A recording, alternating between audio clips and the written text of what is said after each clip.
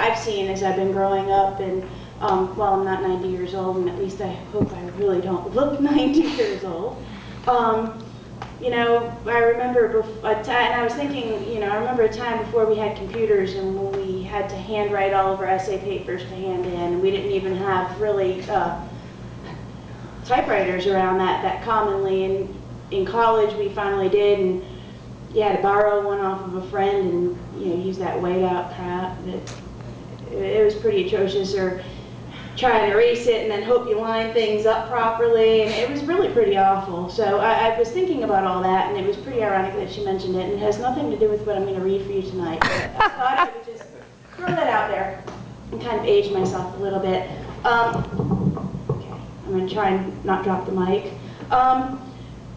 I brought something that I consider more of a vignette to share because I haven't read it out.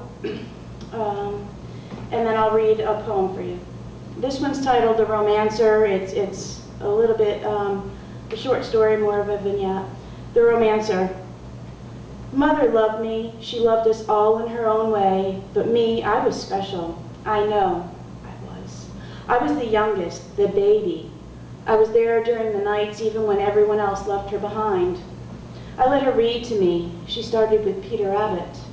When I was 7, we moved into the classics, Jane Eyre and Wuthering Heights. I let her drag me into her fantasy world. As she read, I soaked up the romance and exhaled her sighs.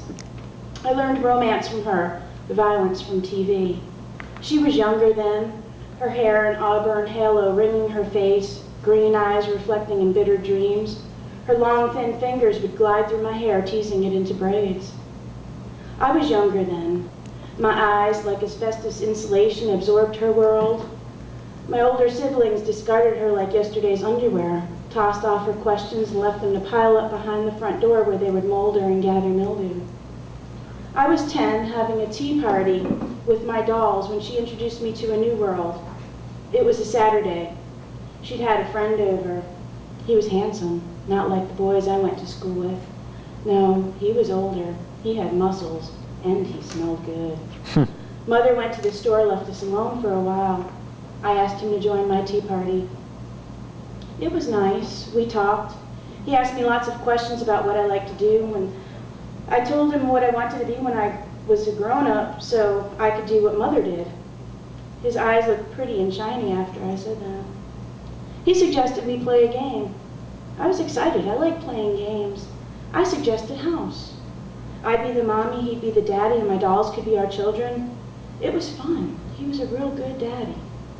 But then he kissed me, and he told me that's what mommies and daddies do. I hugged my doll Betsy, and he hugged me. We made a nice family.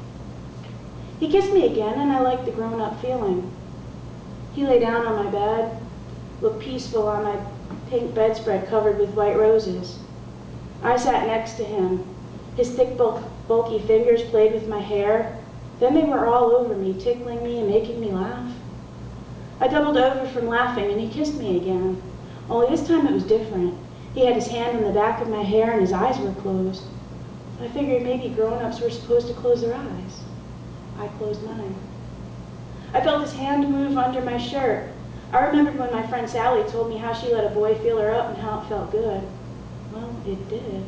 It gave me goose shivers. He said we should lay next to each other naked because that's what mommies and daddies do. I went to the bathroom to take my clothes off. I put my fuzzy pink bathrobe on and walked into the room. I almost got to the bed when I saw Mother standing outside the window picking in over the roses. Her eyes were so foggy she looked like she was lost in her dream world. Seeing Mother spying on me made me feel like a thief. I ran back in the bathroom, slammed the door, locked it behind me. I washed every part of my body I could reach with the washcloth. I dressed real fast and went to the kitchen. Mother was in there stirring up some hot chocolate. She had 2 glasses set out. I sat down. I drank in silence.